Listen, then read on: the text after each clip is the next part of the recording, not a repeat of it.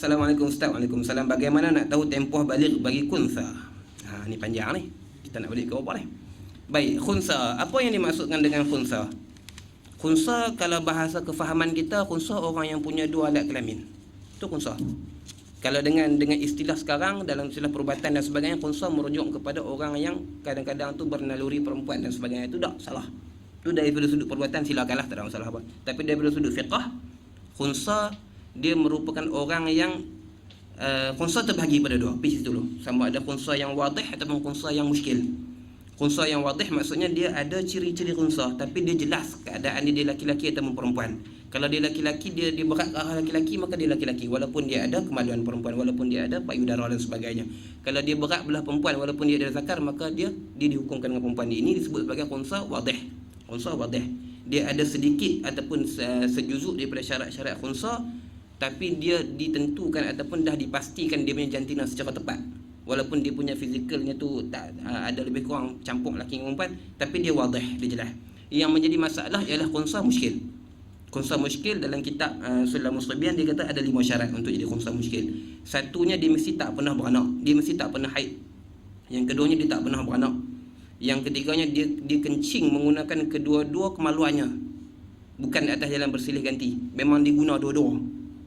Dan yang keempatnya, dia rasa dia keluar mani juga melalui kedua-dua kemaluan, laki-laki dan perempuan. Dan yang kelimanya, dia mesti sama bakat keinginan ke arah laki-laki dan perempuan, tak lebih tak kurang, mesti sama. Kalau laki-laki dia minat 100%, perempuan pun dia minat 100% juga. Kalau dia minat halal laki-laki 80%, perempuan 20%, dia laki-laki, dia perempuan, sebab dia minat laki-laki. Kalau dia minat perempuan 80%, dia minat laki-laki 20% ataupun 30%, maka dia laki-laki sebab dia minat perempuan banyak. Kalau dia pernah haid, maka dia perempuan. Kalau dia pernah mengandung, maka dia perempuan. Kalau dia cuma kencing menggunakan kemaluan laki-laki, maka dia laki-laki. Kalau dia cuma kencing menggunakan kemaluan perempuan, maka dia perempuan.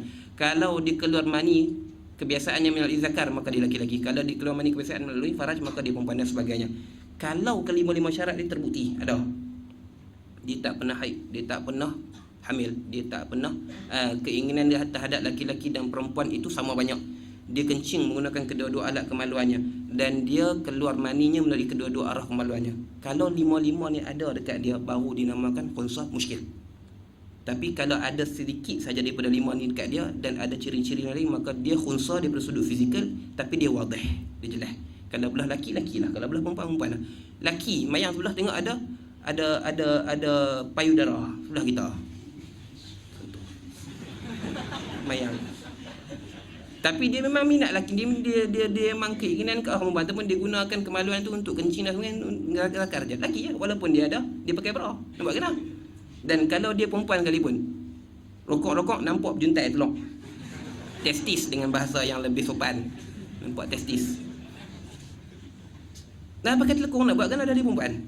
Fizikal tidak menentukan sesuatu status laki-laki, perempuan ataupun khunsa seseorang. Dengan adanya syarat-syarat tadi, baru dikira sebagai khunsa yang muskil. Kalau ternafi salah satu syarat tadi, maka dia masuk dalam kategori khunsa yang wadih. Ini secara ringkas. Perbahasan yang panjang lagi perlu dibincangkan dalam babnya yang tepat. Baik, bagaimana nak tahu tempoh balik bagi khunsa? Sama. Tempoh balik bagi khunsa sama. Kalau dia keluar haid, dia perempuan. Kalau dia keluar mani melalui zakar, dia laki. Kalau keluar mani melalui faraj, maka dia perempuan.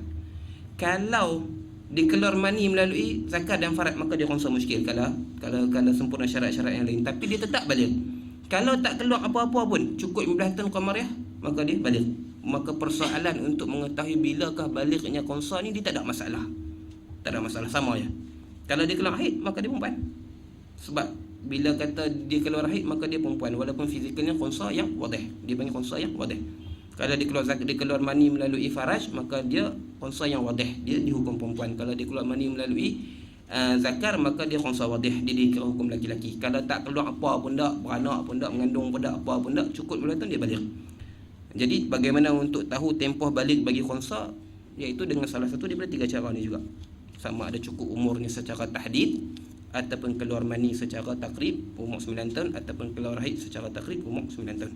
Wallahu subhanahu wa ta'ala alam.